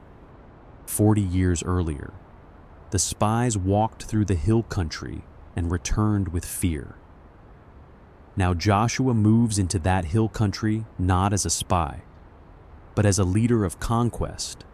The place that produced the bad report becomes a place where the old terror is driven out. The same hills that once made Israel feel like grasshoppers now witness a different generation standing inside the promise. But again, accuracy matters. Joshua's conquest narratives are complex. The Bible sometimes speaks in sweeping summary, and later passages show that the process of possessing the land involved ongoing struggles. We should not flatten the whole book into one simple moment. What matters for this documentary is the narrative function. The Anakim, whose name had once helped paralyze Israel, are now being confronted as part of Israel's entry into the land. The shadow is being pushed back, yet it is not entirely gone. Joshua 11 includes a small detail that changes the emotional direction of the story. It says no Anakim were left in Israelite territory, except in Gaza, Gath, and Ashdod. Those names stand like dark embers at the edge of victory. Gaza, Gath, Ashdod, Philistine cities, coastal places that will matter later in Israel's history. Especially Gath. The text does not pause here to talk about Goliath. That story belongs to a later generation, in the days of Saul and David. But for the viewer who knows where the Bible is heading, Gath now becomes charged with expectation. Something of the old shadow remains there. The Anakim are driven from the hill country, but not erased from every place. the story leaves a corridor of memory running toward the future. This is where the documentary must be subtle. We should not say that Joshua 11 proves Goliath was a Nephilim. It does not. We should not claim a direct bloodline beyond what the text states. But we can say that the narrative leaves Gath associated with the remnant of Anakim. And later, from Gath, a giant warrior will step into the valley of Elah. The connection is not a laboratory proof. It is a biblical echo, a shadow carried through geography. The Bible often builds meaning this way. Places remember. Hebron remembers Abraham and the spies. Bashan remembers Og. Gath will remember Goliath. The land itself becomes part of the story, holding layers of promise, fear, conquest, and unresolved tension. When names return, they do not return empty. They carry the weight of what happened there before. This is why chapter 4 is not just a bridge between Kadesh and Goliath. It is the chapter where the geography of fear becomes visible. The giants are not only figures standing tall in isolated scenes. Their memory is spread across regions, peoples, artifacts, battles, and place names. Israel does not face one single monster. It faces a landscape filled with old fear. And the landscape teaches slowly. Bashan teaches that even a king of giant memory can fall. Hebron teaches that a place once seen through fear can later be entered through promise. Gath teaches that some shadows remain at the edge of the story, waiting for another generation. The Bible does not rush to resolve all of this because Israel's journey itself is not rushed. The conquest of the land is not simply a victory montage. It is a long confrontation with fear, obedience, judgment, and memory. The people who enter Canaan carry the scars of their parents' refusal. Every victory against a tall enemy or fortified city quietly answers the old grasshopper lie. But the answer is not always complete. There are still battles left, still disobedience, still unfinished territories, still enemies at the border. The biblical story is honest about partial obedience and unresolved struggle. Israel receives the land. But the land also tests Israel. The giants fall. But the deeper question remains, will the people remain faithful once they live inside the promise they once feared to enter? That question widens the meaning of the giant motif. At first, giants seem to represent external danger. They are tall, strong, armed, and difficult to defeat. But as the story moves forward, they reveal internal danger as well. At Kadesh, they exposed unbelief. At Bashan, they tested whether a new generation would obey. In Joshua, they became part of the struggle to possess what had long been promised. Later, in the days of Saul, a giant from Gath will expose the fear of a king and an army. This is how the motif grows without becoming repetitive. The giant is never only a giant. He is a question standing in bodily form.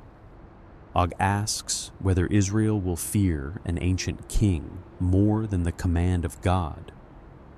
The Anakim ask whether the hills that once produced terror can become places of inheritance. Gath asks whether a shadow left at the edge of the land will return when Israel is least ready. Each figure, each people, each place adds another layer to the central mystery. Who were the giants of the Bible? The answer is not simple. They were, in the biblical text, figures and peoples remembered for unusual strength, height, ancient reputation, and fearsome presence. Some are named directly as Nephilim. Others are Anakim or Rephaim. Some are connected through geography and narrative echo. Some stand in later tradition with more elaborate stories. Some remain uncertain. But within the biblical drama, they function as more than curiosities. They appear at thresholds where the people of God must decide what kind of sight they will live by. This is why Og's bed matters so much. It is not only a strange measurement, it is an object of memory. It says, "There was a king, and people remembered him as enormous." It says, "The fear was not imaginary." It says, "The world Israel entered had powers older than Israel's arrival." But it also says, "The king is gone, and the object remains." The feared body has passed into testimony. The bed outlives the terror. In a sacred cinematic scene, that image can speak without explanation. A massive iron frame sits in a foreign city. Dust gathers around it. Men point to it and say, "This belonged to Og. Once, he ruled. Once, he came out to battle. Once, his name made people afraid. Now he is remembered as one more fallen power in the story of the land." The same can be said of the Anakim in the hill country. Once, their name entered a bad report and turned a nation away. Later, the text says Joshua cut them off from the regions where their memory had stood. The old fear becomes a record of conquest. The hills remain, but the story attached to them changes. What was once the place of intimidation becomes the place where the promise pushes forward. And yet, the line about Gaza, Gath, and Ashdod keeps the story from closing too neatly. There is always something left at the edge, a remnant, a city, a name, a future challenge. This is not because God's promise is weak, but because the biblical narrative is unfolding through generations, not through instant resolution. The fear that defeated one generation may be answered by another, but it may also return in new form. The shadow may shrink, but it can still stretch again at sunset. That is exactly what will happen in Gath. For now, Gath is only a name among the cities where some Anakim remain. It is a small detail at the end of a conquest summary, but later, the camera will return to it. From Gath will come a champion whose body, armor, spear, and voice will freeze the army of Israel. His name will be Goliath. He will not need to be called Nephilim for the echo to be felt. He will stand in the long tradition of giant fear. And Israel will once again be forced to decide what it sees. But before that valley, we should pause and understand what chapter 4 has shown. The giants of the Bible are not contained in one verse. They are spread through memory. They appear before the flood as mystery. They return in Canaan as fear. They stand east of the Jordan as Og of Bashan.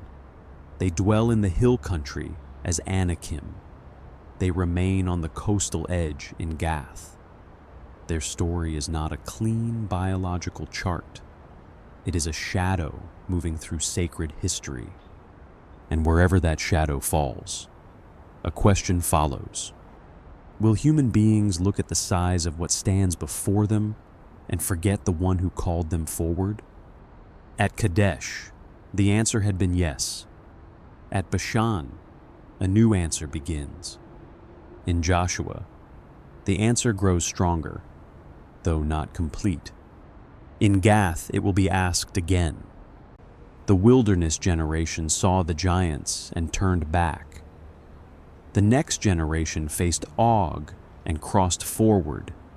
Joshua struck the Anakim from the hills, yet Gath remained like a dark note held for later. The old fear had been broken in places, but not fully silenced. That is why the story must move now toward the valley of Elah.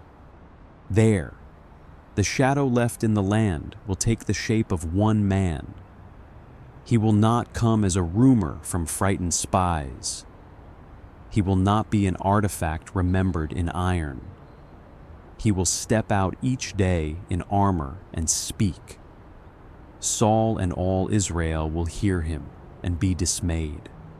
And once more, the question of the giants will become the question of the human heart.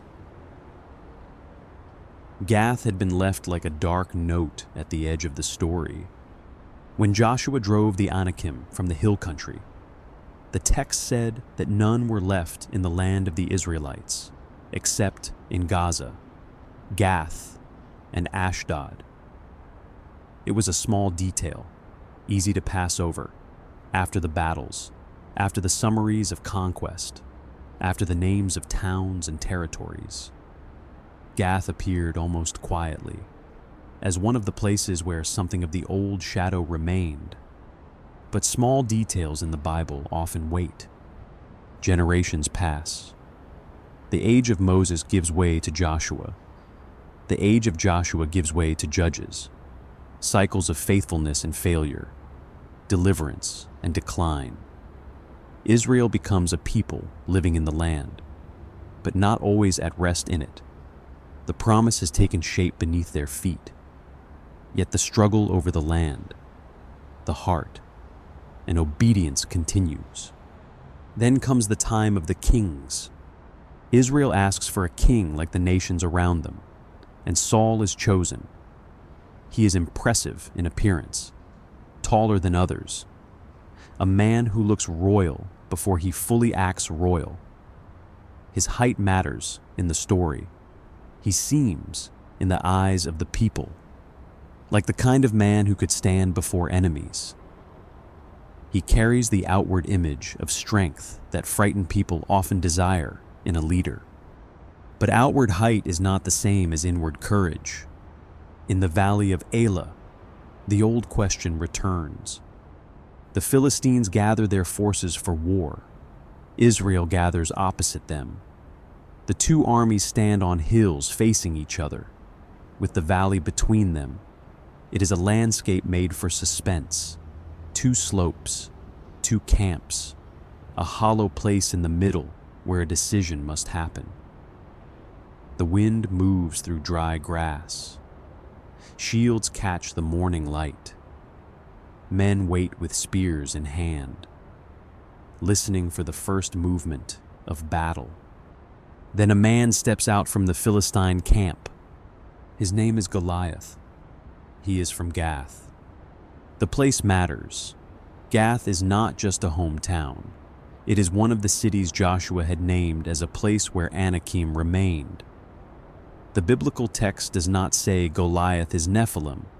It does not give us permission to draw a straight bloodline from Genesis 6 to the valley of Elah. But the echo is impossible to ignore. From the city where a remnant of the old giant shadow had lingered, a champion now comes forward to terrify Israel. Goliath is described through size, armor, and sound. The traditional Hebrew text presents him as extraordinarily tall. Though ancient textual traditions differ in the exact measurement, that caution is worth remembering. The heart of the story is not a modern measurement chart. The heart of the story is that Goliath stands before Israel as a figure of overwhelming physical power. His body is framed by bronze, iron, and voice. He appears not merely as a soldier, but as a moving fortress. A bronze helmet is on his head. Scale armor covers him. Bronze greaves protect his legs. A bronze javelin hangs between his shoulders. The shaft of his spear is compared to a weaver's rod, and its iron point is heavy. A shield bearer walks before him. The image is almost ceremonial. Before he speaks, his body and weapons already declare a message. He is what Israel fears. He is height. He is armor. He is noise. He is the visible form of intimidation. Goliath stands and calls out to the ranks of Israel. He asks why they have come out for battle. He proposes single combat. Choose a man. Let him come down to me. If he can fight me and kill me, we will become your servants. But if I overcome him and kill him, you will become our servants. Then he defies the ranks of Israel. The valley becomes silent around his voice. This is not only military strategy, it is psychological warfare. Goliath does not merely threaten bodies. He attacks imagination, day after day. He steps forward and speaks, morning and evening. The challenge repeats. The army hears it again and again until the words become part of the atmosphere. Before any spear is thrown, fear is rehearsed. This is where the story reaches back to Kadesh, at the border of Canaan. The spies brought a report that made Israel feel like grasshoppers in the valley of Elah. Goliath himself becomes the report. He does not need spies to speak for him.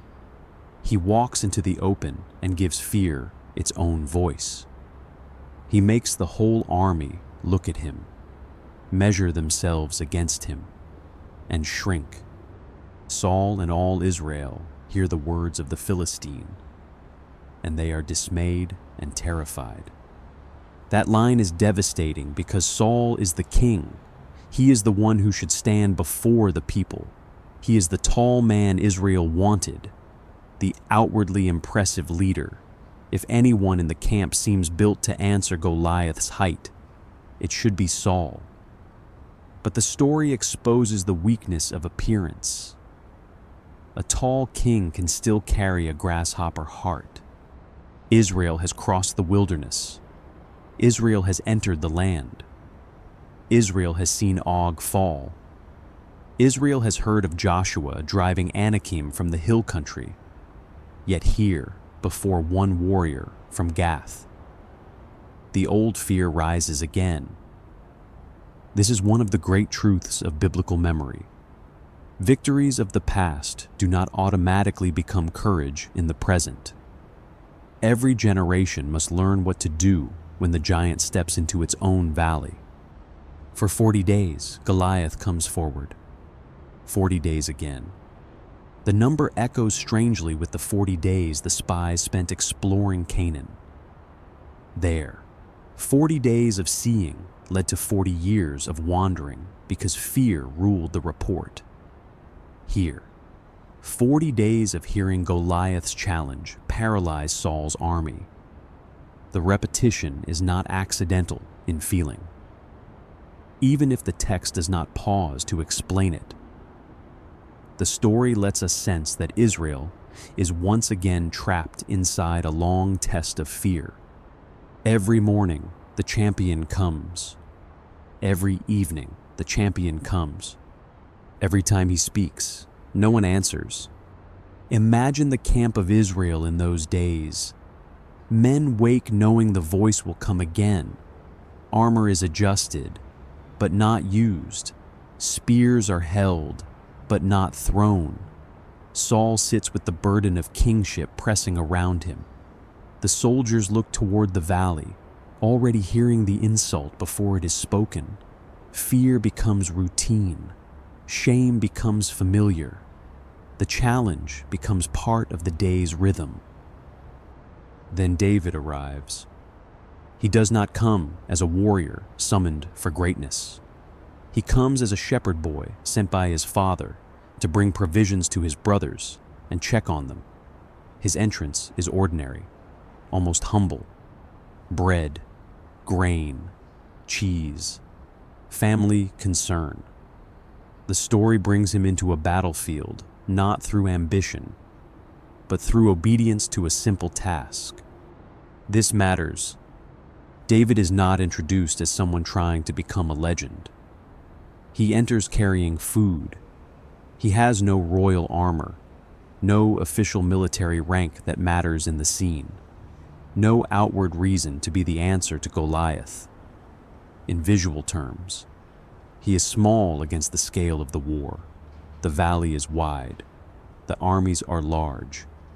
Goliath is armored and immense. David seems almost misplaced. But David hears the voice. He hears Goliath defy the armies of the living God. And what he hears is different from what Saul's army has been hearing. The soldiers hear sighs. David hears defiance. The soldiers hear danger. David hears an insult against the God of Israel. The soldiers measure Goliath against themselves. David measures Goliath against the Lord. This is the turning point of sight. David does not deny what everyone can see. He does not pretend Goliath is not large. He does not say the armor is light or the spear is harmless, but he refuses to let Goliath define reality. The giant is real, but he is not ultimate. The voice is loud, but it is not sovereign. When David asks about the reward for the man who kills the Philistine and removes the disgrace from Israel, his older brother Eliab becomes angry. Eliab accuses him of pride and wickedness of heart, suggesting he has only come to watch the battle. Even before David faces Goliath, he faces misunderstanding from within his own family. This is a quieter but important tension. The person who sees differently is often first questioned by those closest to him. David's courage does not immediately look like courage to everyone. To Eliab, it looks like arrogance. To Saul, it will look like impossibility. To Goliath, it will look like insult. But David's question keeps moving through the camp until Saul hears of it and sends for him. David tells Saul not to let anyone lose heart because of the Philistine. He says he will go and fight him. Saul answers with practical realism. David is not able to go against this Philistine and fight him. He is only a young man, and Goliath has been a warrior from his youth. Saul is not making a foolish observation from a human military perspective. He is right. David is inexperienced in the kind of combat Goliath represents. Goliath is seasoned, armed, and deadly. But Saul is still trapped in the visible equation. Youth against warrior. No armor against armor. Shepherd against champion. Small against giant. David answers with memory. He tells Saul how he kept his father's sheep, how a lion or a bear came and carried off a sheep from the flock, and how he went after it, struck it, and rescued the sheep from its mouth. If it turned on him, he seized it by the hair, struck it, and killed it. The Lord who rescued him from the paw of the lion and the paw of the bear will rescue him from the hand of this Philistine. This is not boasting in the simple sense. David is interpreting his hidden life. The wilderness, the sheep, the danger no army saw, the private battles against lion and bear. All of it becomes preparation. What looked small in the eyes of others was not empty. God had trained courage in obscurity before bringing David into the valley. This is one of the most beautiful reversals in the chapter. Saul has public height but private fear. David has public smallness but remembered deliverance. The army has weapons but no answer. David has a sling, stones, and a memory of rescue. Saul then tries to clothe David in his own armor. He puts a tunic on him, a coat of armor, and a bronze helmet. David fastens on the sword and tries to walk around, but he is not used to them. He takes them off. The image is almost tender, a young shepherd inside a king's armor, unable to move naturally. The scene says more than a lecture could. David cannot defeat Goliath by pretending to be Saul. He cannot win by wearing the appearance of strength that has already failed. The armor of the fearful king does not fit the shepherd who trusts. So David goes as David. He takes his staff. He chooses 5 smooth stones from the stream. He places them in his shepherd's bag. He carries his sling in his hand. Then he approaches the Philistine. This movement is quiet, but enormous. The army has watched Goliath step forward for 40 days. Now someone steps toward him. Not the tallest, not the most armored, not the king. A shepherd with stones walks into the space that fear had kept empty. Goliath looks and sees David, and he despises him. The text makes the contrast visual. David is young, ruddy, and handsome.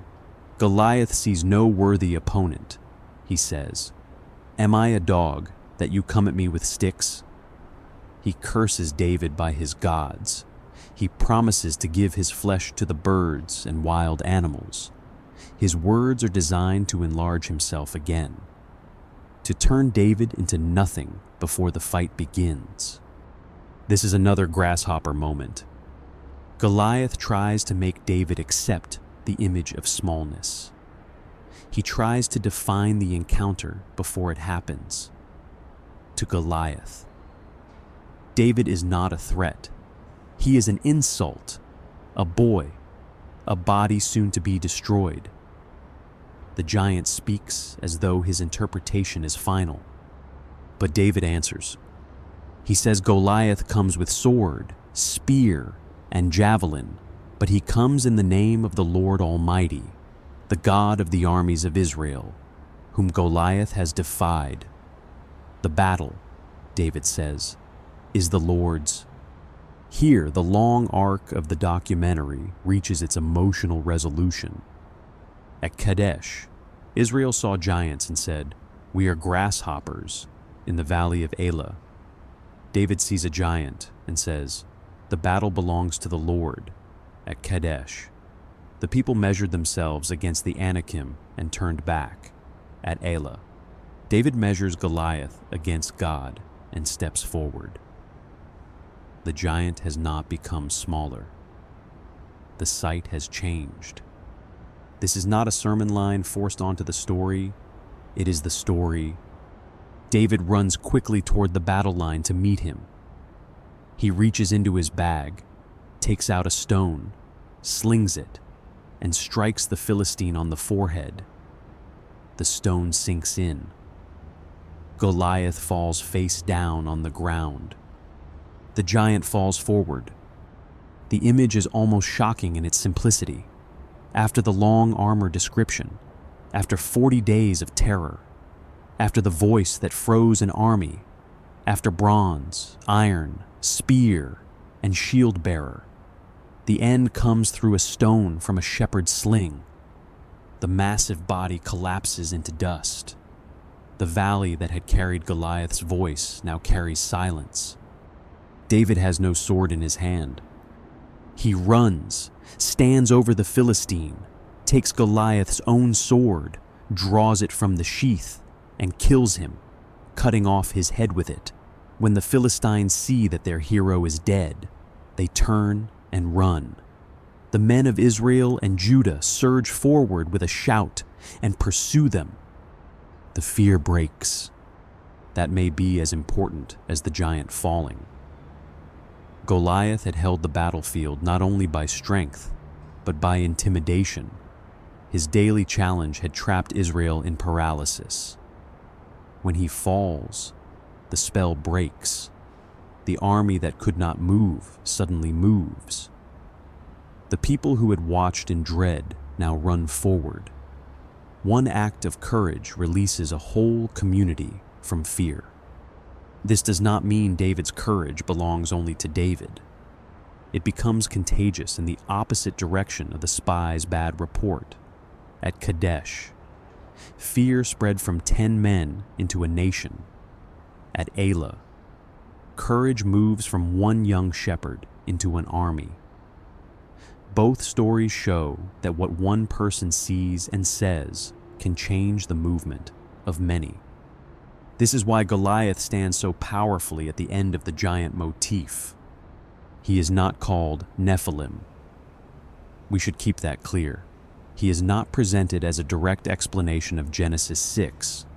He is not the final answer to every question about the giants of the Bible, but as a narrative echo, he gathers many strands together: GATH, ANAK memory, physical size, terrifying speech, Israel's fear, and the contrast between human measurement and trust in the Lord.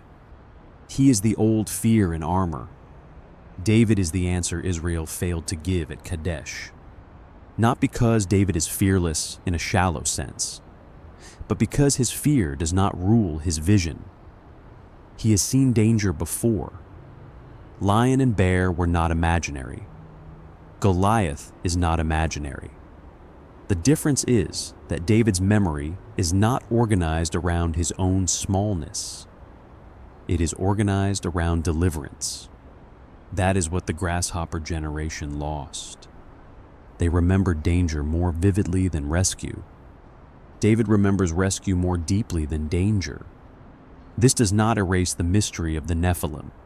The question of Genesis remains shadowed. The identity of the sons of God remains debated. The exact relationship between Nephilim, Anakim, Rephaim, Og, and later giant-like warriors remains complex. The Bible does not give us a clean chart, and a faithful telling should not invent one. Some things remain uncertain. Some connections are direct. Others are echoes. Others are held in the memory of place and fear. But the narrative has given us something more important than a simple catalog. It has shown us where the giants stand. They stand before the flood, in a world filled with violence. They stand at the edge of Canaan, in a report that makes Israel feel small. They stand east of the Jordan, in Og of Bashan, a king remembered with an iron bed. They stand in the hill country, in the Anakim whose name once frightened the spies. They remain in places like Gath, where an old shadow waits. And finally, they stand in the valley, in the body and voice of Goliath. While an army forgets how to move, again and again, they appear at thresholds. Before judgment, before promise, before conquest, before kingship, before the moment when human beings must decide whether fear will define what they see. This is why the Bible's giants have lasted so long in the imagination. They are mysterious. Yes, they are strange. They raise questions about ancient memory, divine beings, human corruption, tall peoples, warrior traditions, and the way old stories preserve terror. But they are also deeply human because they reveal what happens when visible power overwhelms the inner life. A giant does not have to strike to win. Sometimes he only has to stand there long enough for people to call themselves grasshoppers. This is what happened at Canaan. It almost happens again at Elah. But David breaks the pattern. The shepherd from Bethlehem does not accept the identity Goliath offers him. He does not wear Saul's armor. He does not become large in the way the world expects. He walks into the valley with the tools of his own calling and the memory of God's deliverance.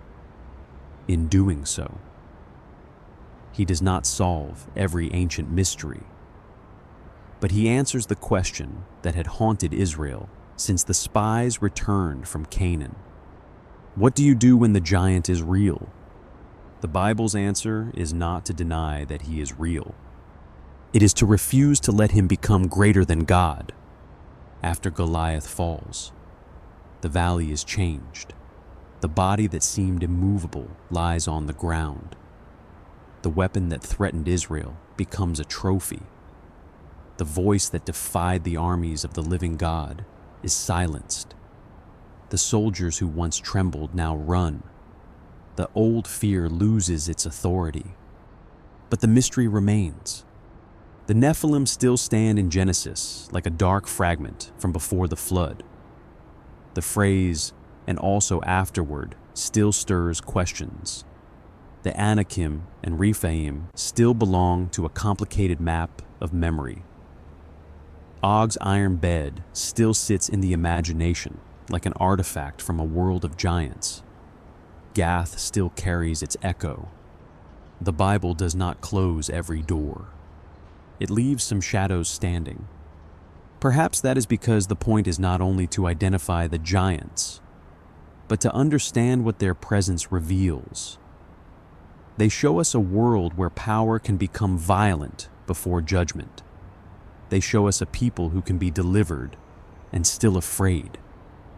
They show us that fear can distort sight, memory, and identity. They show us that old terrors can return in new forms. And they show us that the smallest figure in the valley may be the one who sees most clearly.